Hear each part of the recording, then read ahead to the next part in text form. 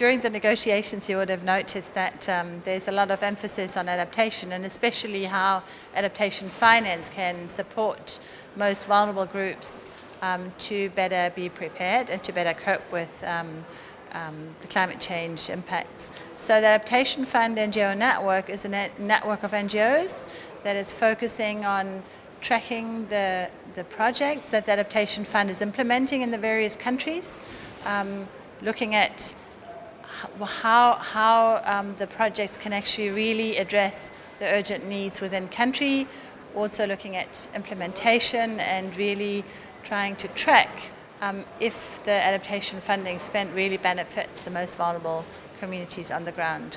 So the Adaptation Fund NGO Network actively participates in the Adaptation Fund board meetings as observer organizations, and we're also having a civil society dialogue with the board members so that we can really share lessons from the ground with Adaptation Fund board members. And maybe just the last thing to say that I think what is really important is that the Adaptation Fund is a direct access mechanism for climate finance for most vulnerable groups. So I think it's a really important effort. And so the NGO network is also trying to support that effort. And indeed, in the past, the Adaptation Fund board has taken up many of the suggestions of the NGO network.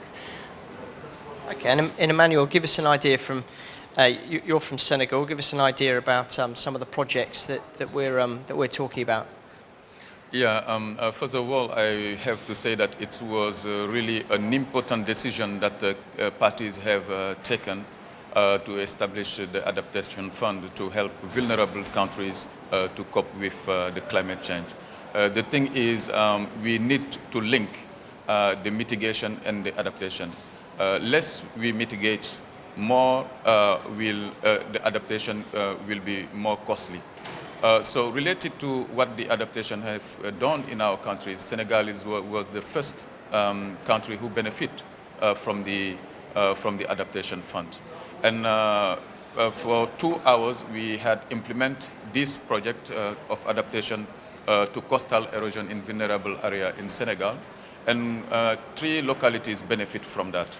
One of them is Joal, where we have the anti-salt dike. You know, when there is the sea level, we have the encroachment of sea in the land.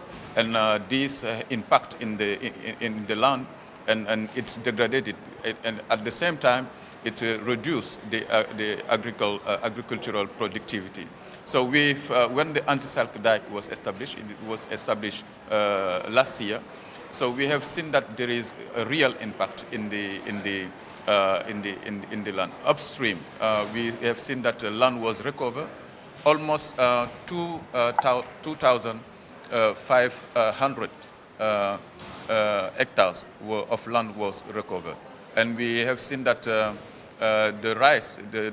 rice growing was revived. So this will, I'm sure, contribute to improve food security. So these are some of the impact that we have seen in the project implement in Senegal. The other thing is that we also talk about capacity building.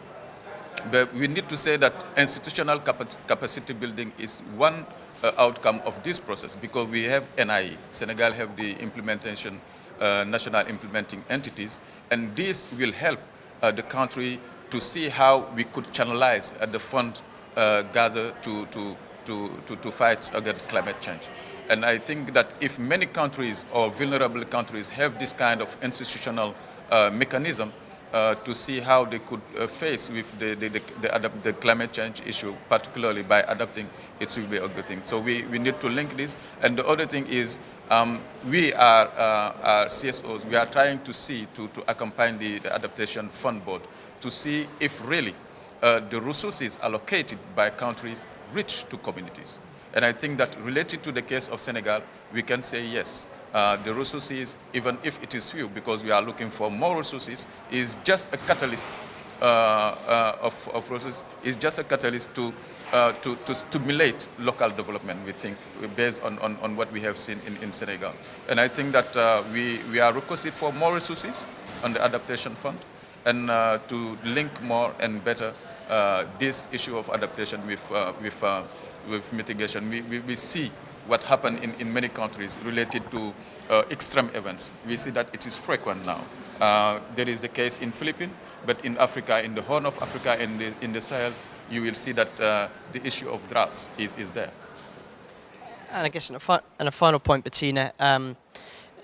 When we talk about resources, everyone always wants more resources, don't they? There's always this sort of call for more finance at every single COP. How can you ensure that they are used in the most effective way possible? Well, the one approach that we are tracking with the Adaptation Fund is an innovative approach of direct access. So that really ensures that as much of the funding as possible on adaptation funding actually reaches the most vulnerable groups. So it doesn't actually get implemented on higher levels, but it actually really reaches where the impact of climate change is mostly felt, and that is with the vulnerable groups. So I think the Adaptation Fund model is a very innovative model. I think it's a great mechanism, and it is really, really urgent that that mechanism is well funded.